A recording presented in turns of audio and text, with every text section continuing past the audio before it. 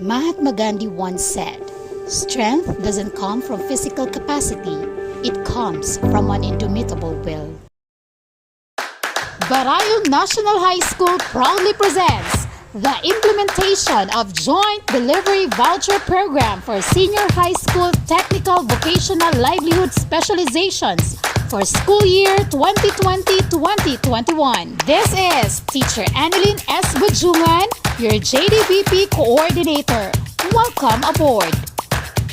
It is indeed a great challenge to every Filipino, especially parents, teachers, and students to remain firm and steady in all aspects of life brought by this pandemic.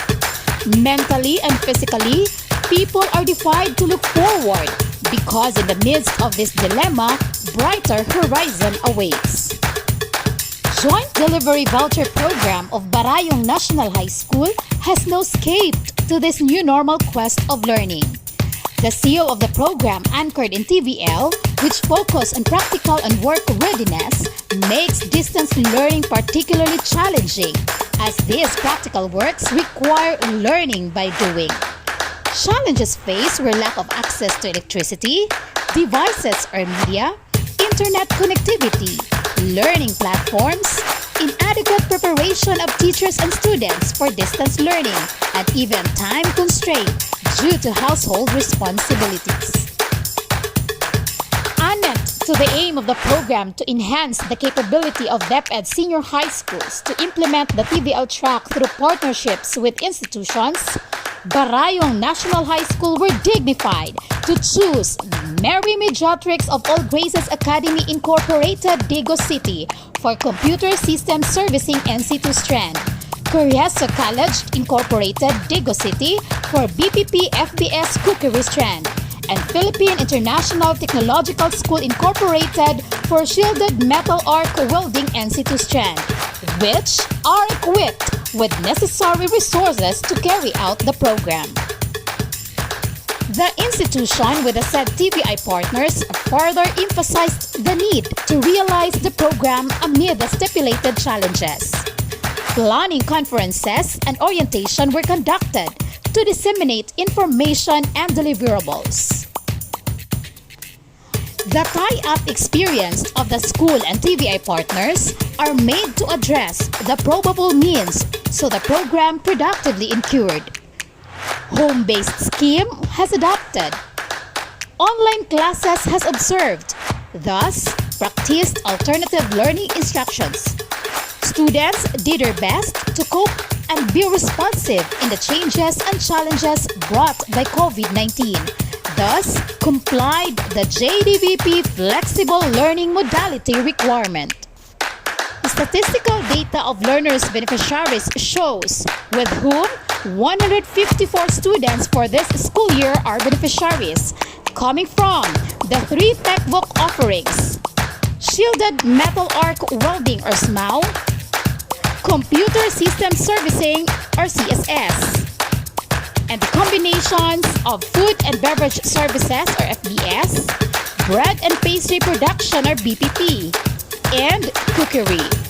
This tuition fee assistance to grade 12 TVL students has been given in the form of JDVP TVL voucher worth 12,550 pesos to the 154 grantees as beneficiaries of the school.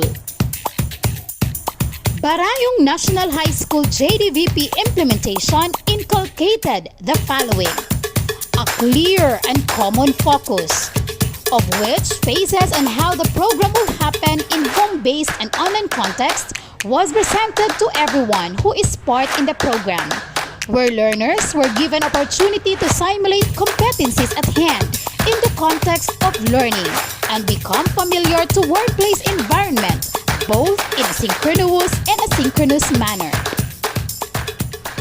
Second, strengthen curriculum and instruction. While work-based is a must, it is strategic to say that learners employed individual pace of learning in the physical absence of trainers, but opt to virtual classes for instruction. Achieve rigorous and challenging learning.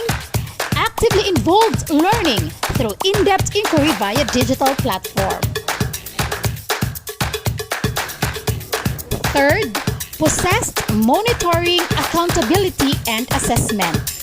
The constant communication to partner schools, trainers, parents, and learners have been found crucial in assessing the process and progress of the program implementation. If proposals entailed to be unfeasible, extensive recalibration of program deliverance was done immediately.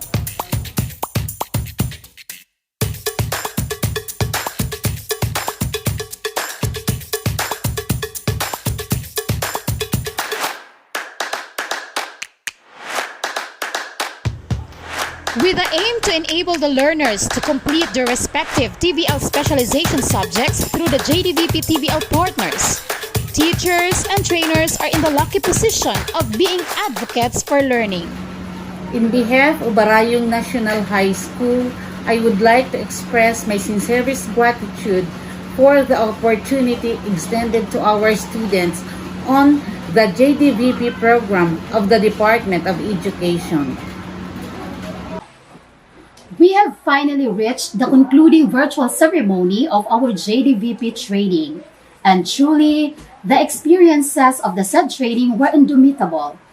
Undeniably, we are in the situation that challenges our utmost capacity to deliver educational instruction. Yet, with all means and providence, we never fail DepEd in its goal to continue education amidst this trying time. Above all, praise to our Almighty Father as we all conquered the evermost challenging delivery of the JDVP training happened this school year. All it needed is the commitment for the profession, a little creativity and innovativeness of TVL teachers to make activities available, despite the ongoing crisis, all for the welfare of our learners. On this remarkable battle, it taught students that people who achieve incredible success in the world aren't always the most naturally brilliant, but rather are the hardest workers. Sulong Edukalidad, para sa kabataan, para sa bayan.